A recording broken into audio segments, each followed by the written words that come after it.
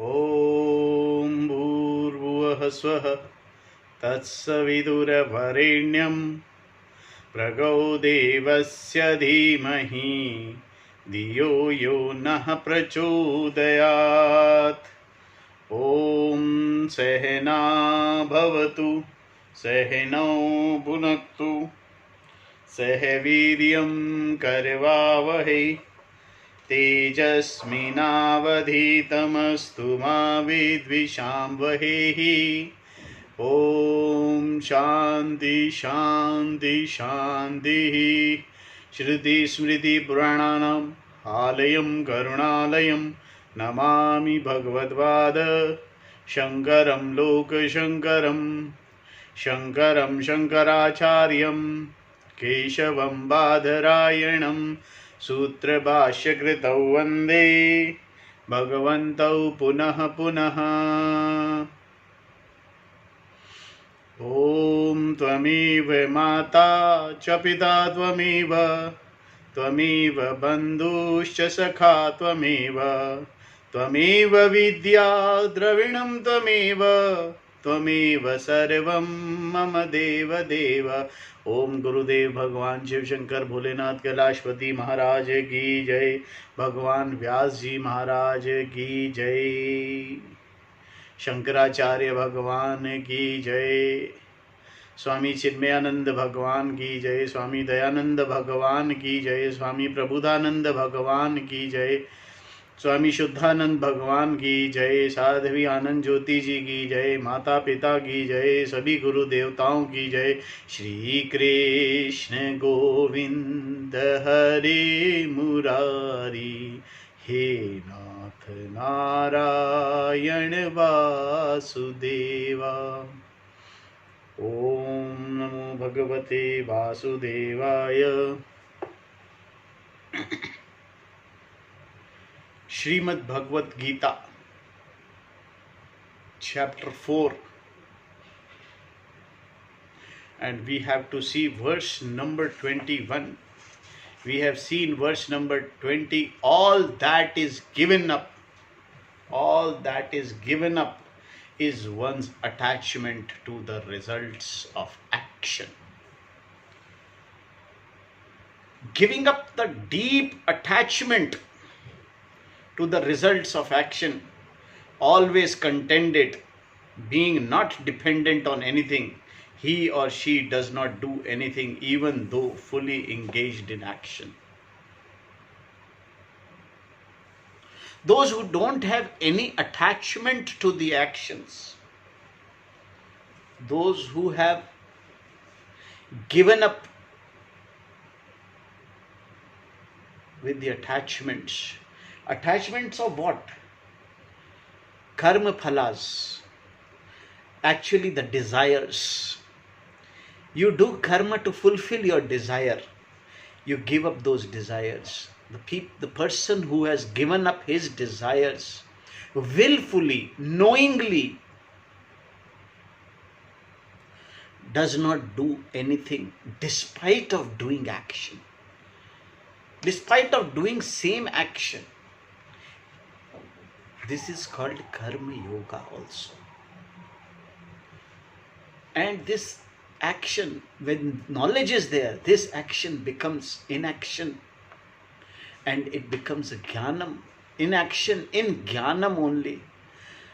Without jnana it is karma yoga. And with jnana, when there is a jnana, then it becomes inaction. This inaction becomes jnana.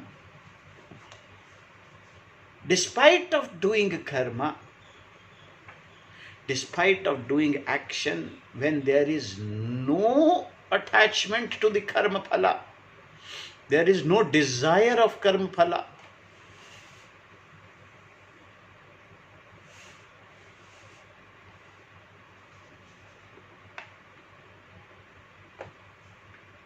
the action being done is inaction for a jnani. Whether he's teaching, he's doing business, he's doing whatever it is, he can do anything when he knows The knowledge, if he has the knowledge, he can do any activity. He can rule a kingdom. Like Maharaj Janak. King Janak was a Jnani. He ruled the kingdom. He was a Jnani. And he did all the actions that were required to be done to rule a kingdom. But for him as a Jnani, there was no action at all.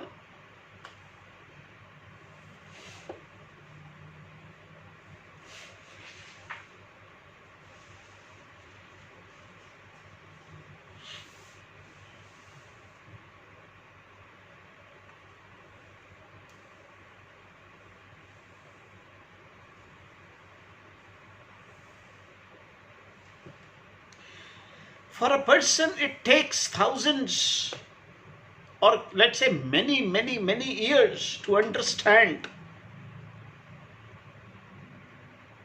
to have the maturity required for the knowledge. Antakaran Shuddhi has to be gained, and there is no hurry. Hurrying does not work. Slow and steadily one marches towards the knowledge. Knowledge is correction of error. If correctly understood, it is flicks of second. But understanding correctly takes the time. It takes the time. There is no hurry. If we start, their destination of correction of the error will take place.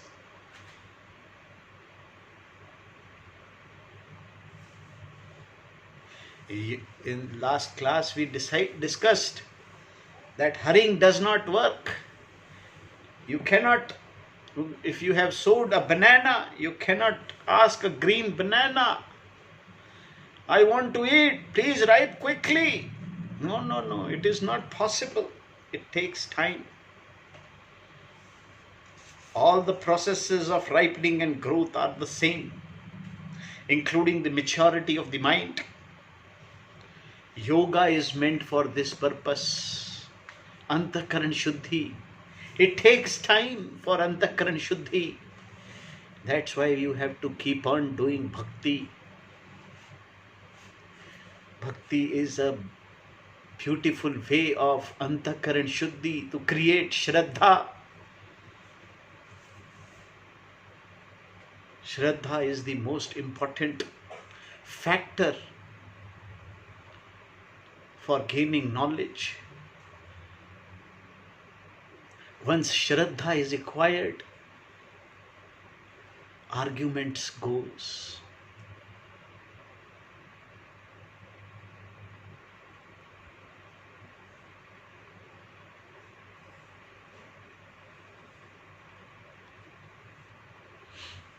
Once mind is ready, Jnana take place.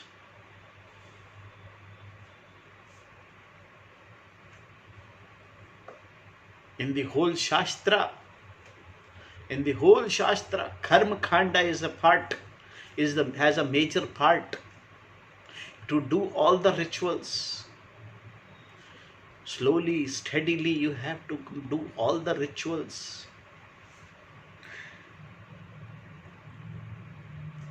Karma comes first. The major part is karma yoga, and then comes the jnana. Jnana Khand comes after the Karma Khanda.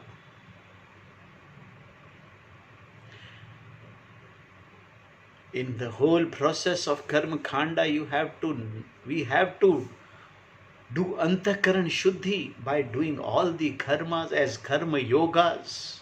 All the rituals have to be done as karma yogas, offered to the Lord.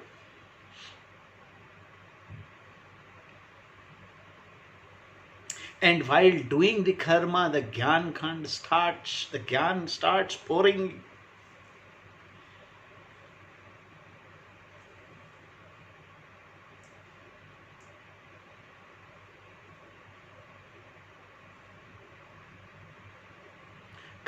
Only karma yoga leads to jnana, the knowledge that I am the non-doer, aham akarta. Once this knowledge is gained, the person performs no action. While doing action, he performs no action. In jnana he does. With the knowledge, he doesn't do action. But as a person, he is doing the action. But as a jnani, he is not doing any action.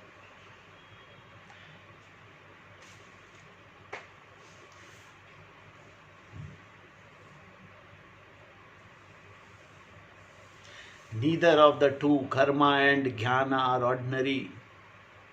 This is the entire subject matter of Krishna's teaching in the Gita. When you understand karma and jnana properly, you are free. This knowledge implies understanding the nature of Atma as being akarta. Given the importance of continuing in the same vein, Krishna continues, the one who knows the self is free from expectations. In verse number 21, he says, the one who knows the self, the one who is able to differentiate, who is able to understand self as the whole, is free from all expectations. There is no expectation left.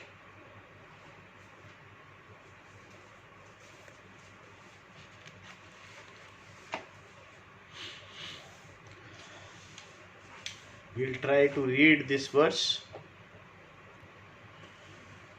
Nirashiyat chitta atma, nirashirya chittatma, tayakta sarva parigraha, shariram kevalam karma, kurvanna apanoti kalibhasham.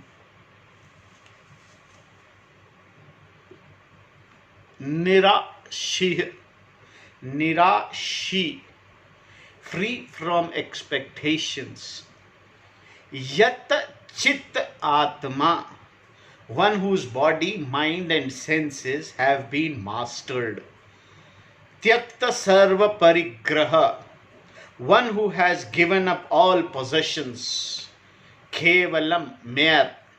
Shariram, the substance of the body. Karma, action. Kurvam, doing.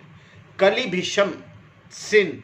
Na apnoti, does not incur. The person who is free of expectations, whose body, mind and senses have been mastered, who has given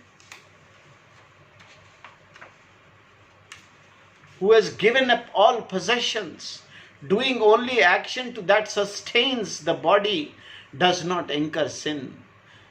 His action does not create sin.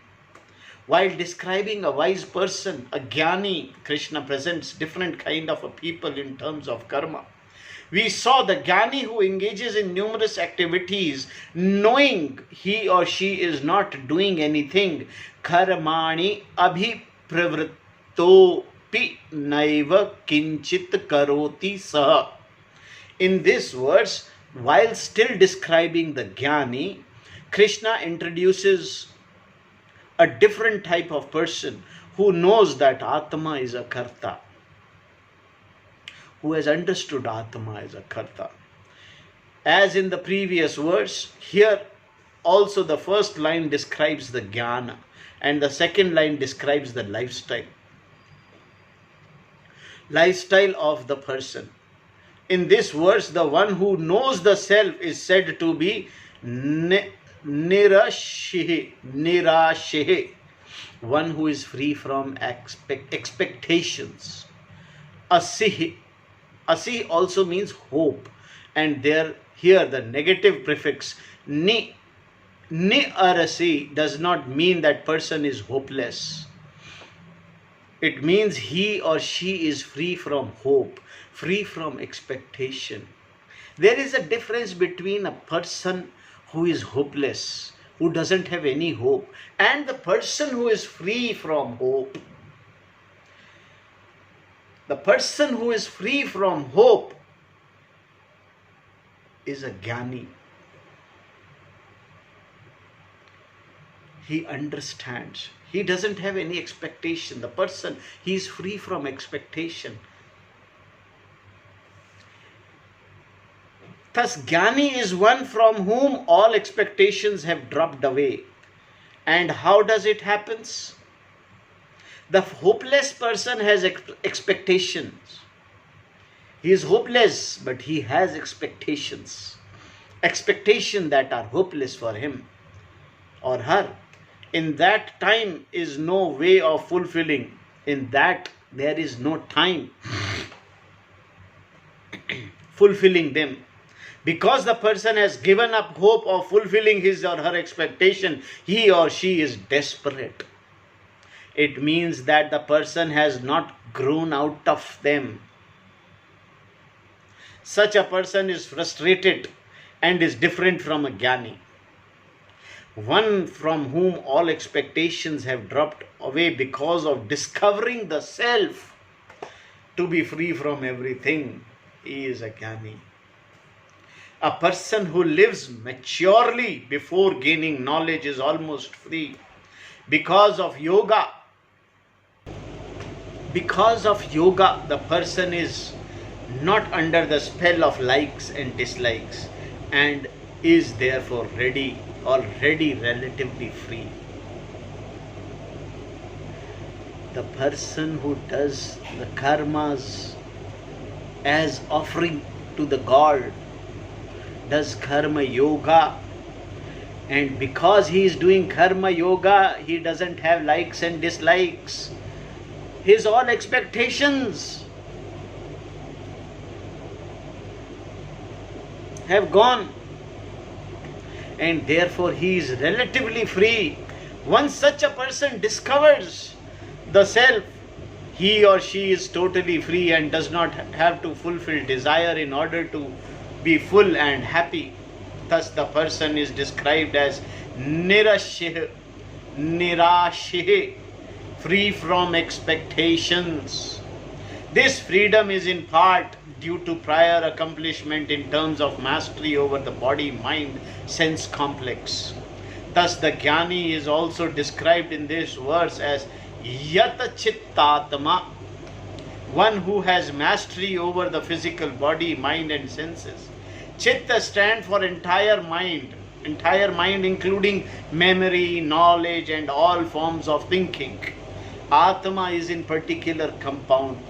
Yatta Chitta Atma refers to the physical body, which along with the mind is mastered. Mastery here means that the body, mind and senses are with the person. They are in their proper place. They are as they are. The one whose body, mind and senses are mastered is called Yata Chittatma. Before knowledge, the person had this qualification relatively, and now with the knowledge, he or she has it absolutely. Krishna also says here that this particular jnani is Tyakta Sarva Parigraha, one who has given up his or her possessions, meaning that person being described is the sannyasi. Either the person has already taken to the lifestyle of sannyasi before gaining knowledge, or was a grasta who having gained the knowledge decided to give up everything. Having a variety of possession can be a problem. For example, the person may have large house and find that it takes up too much time and money to maintain it properly. He or she may therefore consider selling the house, investing the money and moving into comfortable apartment. But then there is a problem of what to do with all the furniture and other things collected over the period of time. All of them will definitely not fit in an apartment. Look at this. First you buy a house and then embellish it with lot of things. Now because you have lot of things, you want a house. It is all confusion. Why don't you sell the things when you sell the house? No, you must say all these are valuable pieces. It means that you are attached to the pieces, and to hang on them you require a house. It is a very typical problem. The wise person discussed in this verse does not have the problem of attachment to the possessions. He or she has given up all the possessions. The Tyakta Sarva Parigraha has nothing, no house, no furniture, no job. This person is a sannyasi, one who can all walk out at any time from any place, not an ordinary person, a holy hobo.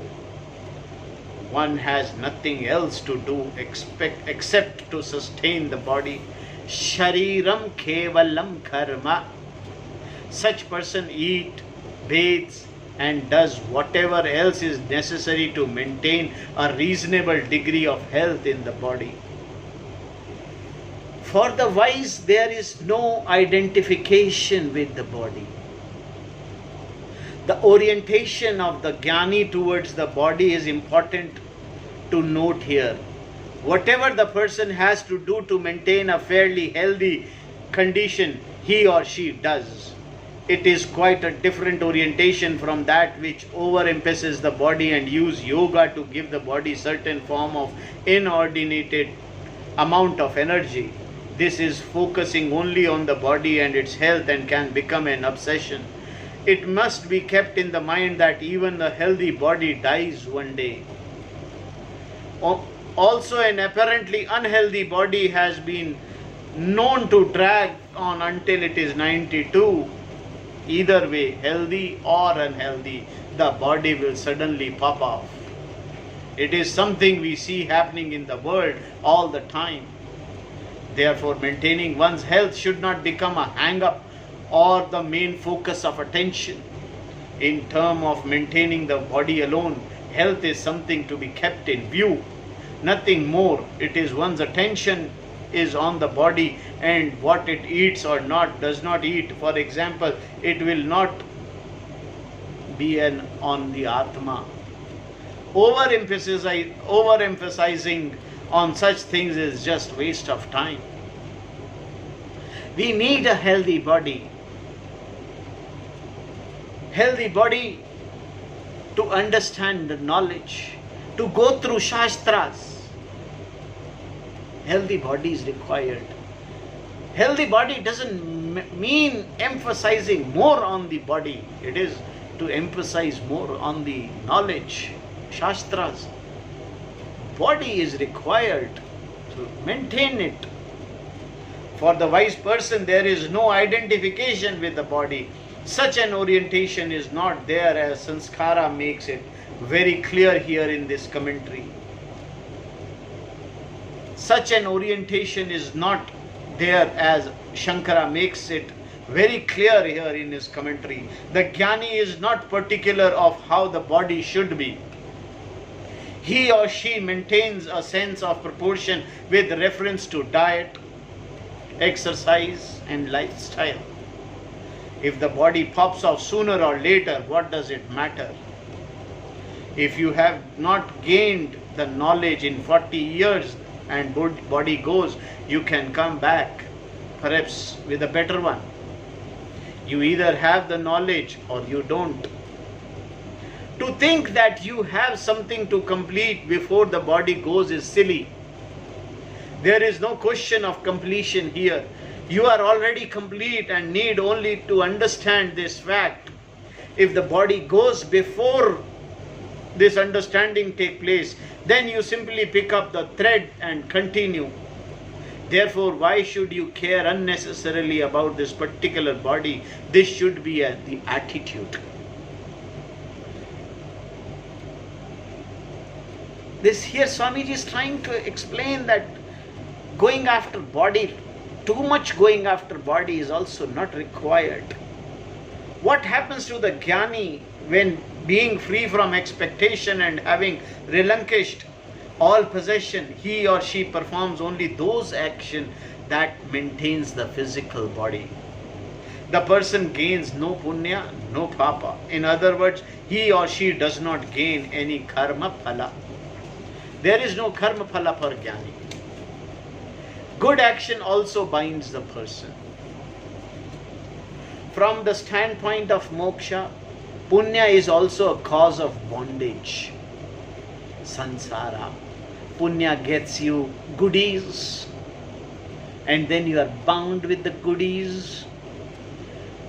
Whether a shekel is made of iron or gold, it is still a shekel, bediya.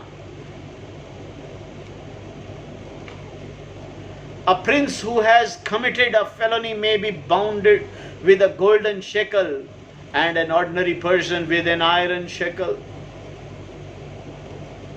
With the material, while the material of which the shekel is made can be different, there is no difference whatsoever in terms of being bound. Both are tied. चाहे सोने की बेड़ियों में बांधा जाए, चाहे लोहे की बेड़ियों में बांधा जाए, सामने वाला बंधा हुआ है. Bondage is there. Neither can remove their hand from the shekel that binds them. If the plenty of felony is death, both will be executed. Here again the prince may be executed with a golden sword and an ordinary person with a steel sword. But what satisfaction is this to the prince? He will be as dead as the ordinary person. Similarly, with the reference to karma, punya is the golden shekel.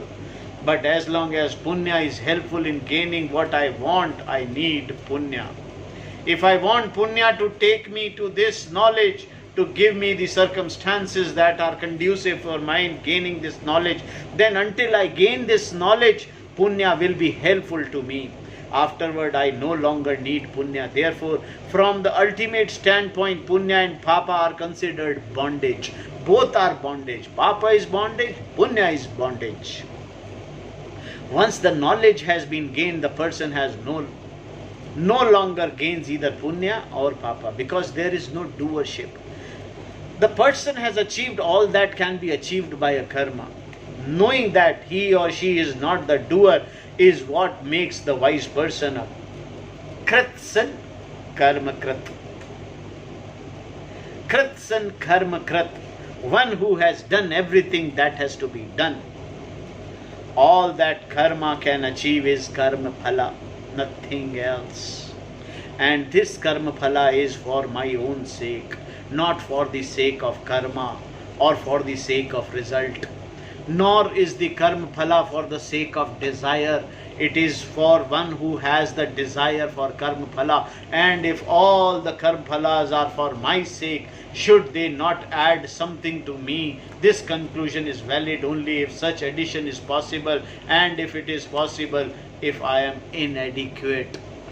If Atma is inadequate, then I definitely require some addition so that I can feel better. On the other hand, if the self is already full, Purna Atma, and everything is Atma alone, then there is nothing other than Atma. Where is the question of my doing anything that is going to enhance my security and happiness? The person who knows Atma to be fullness becomes Sarva Karma Krit or Kritsan Karma Krit. In one stroke we have seen, as we have seen, such a person does nothing even though he or she perform action. Karmani प्रवृत्तो निनैव किंचित करोति स. Shankaracharya ji raised a doubt here regarding the possibility of an alternate meaning for this expression. Shariram kevalam karma. Shariram kevalam karma. Action performed only to sustain the body. It should be noted that the sannyasi alone is being discussed here. The Tyakta Sarva Parigraha, one who has given up all possessions. Anything that is done with the body, physical action, is called Shariram Karma. If we take this to be meaning here, then the expression Shariram Kevalam Karma will mean only the karma that is done physically, because the word Kevala means only. Thus, only karma that will not attract.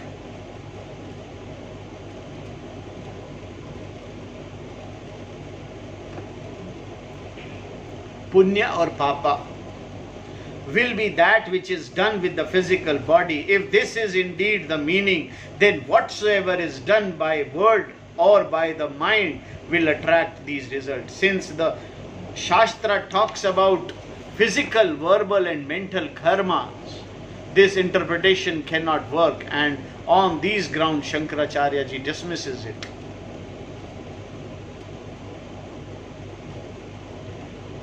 And further it is said, unaffected by the opposites, a sannyasi accepts whatsoever come by chance. To understand this verse correctly, you need to understand the spirit of sannyasa and how a sannyasi lives his or her life. Person who lives according to his lifestyle does only that which is necessary to maintain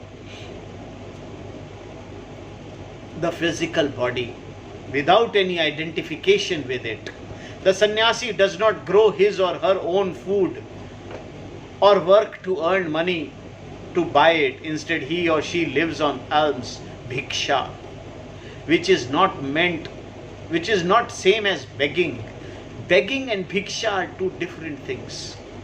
To live on bhiksha means that the person eats whatever comes along without any planning or scheming about how to acquire the food. Whatever chance bring is food enough for the sannyasi, an attitude described further by Krishna in the next verse, which we will see tomorrow.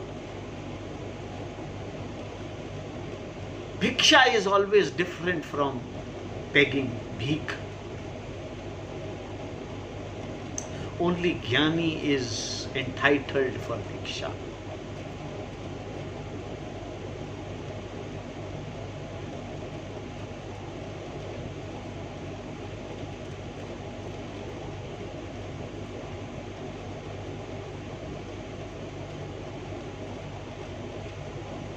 Next shloka we'll see tomorrow.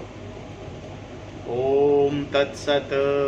Om Purnamadaha Purnamidam Purnat Purnamudashyate Purnasya Purnamadaya Purnameva Vasishyate. Om Shanti Shanti Shanti. Harihi Om Tat Sat.